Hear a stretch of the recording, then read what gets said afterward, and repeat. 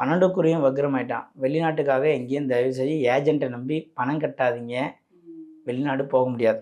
எங்கள் பணம் கட்டினேன் சார் ஒரு ஏஜென்ட்டில், ஒர்க்கு பர்மிட் வாங்கி தரேனாங்க, விசா வாங்கி தரேனாங்க, வேஸ்ட்டாக போய்டும். பணம் கட்டாதீங்க. 12க்குரியும் வக்ரமாயிட்டான். முதலீடு செய்யக்கூடிய ஒவ்வொரு இடத்துலையும் பார்த்து முதலீடு செய்யணும். நான் ஷேர் மார்க்கெட்டில் போட்டேன், கிரிப்டோவில் போட்டேன், நகையில் போட்டேன், லேண்டில் போட்டேன். நீங்கள் எதில் போட்டாலும் நீங்கள் போடுறதுல மட்டும் ரேட்டு கம்மியாகும்.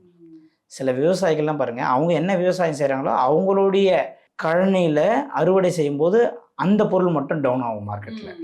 அது வேற ஒருத்தர் கைக்கு போகும்போது இது விலை இன்னும் அதிகமாக. சரி, இந்த வருஷம் வாழைக்காய் போட்டோம், அந்த அளவுக்கு டெவலப்மெண்ட் இல்லை. அடுத்த வருஷம் தர்பூசணி போடலாம் போடும், அடுத்த வருஷம் தர்பூசணி சீப்பாக போகும். சில பேருக்கு அடி மேலே அடி விடும். எது நம்ம பண்ணாலும் நம்மளுக்கு மட்டும் ஏன்டா இப்படிலாம் நடக்குது. சரி, தர்பூசணி ஆனால் நல்லா டீசெண்டாக நெல் போட்டுருவோம். போட்டால் அந்த வருஷம் நெல் அப்படியே போய் குடோனில் மக்கிடும், இல்லை கரெக்டாக மழை வெள்ளத்தில் போய்டும்.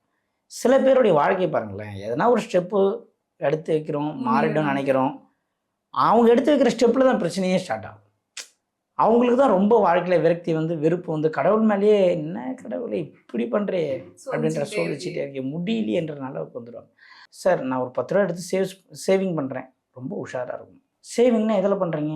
தொழிலாக பண்ண போகிறீங்களா இல்லை பணமாக வைக்க போகிறீங்களா? அதில் ஒரு தெளிவு வேணும்.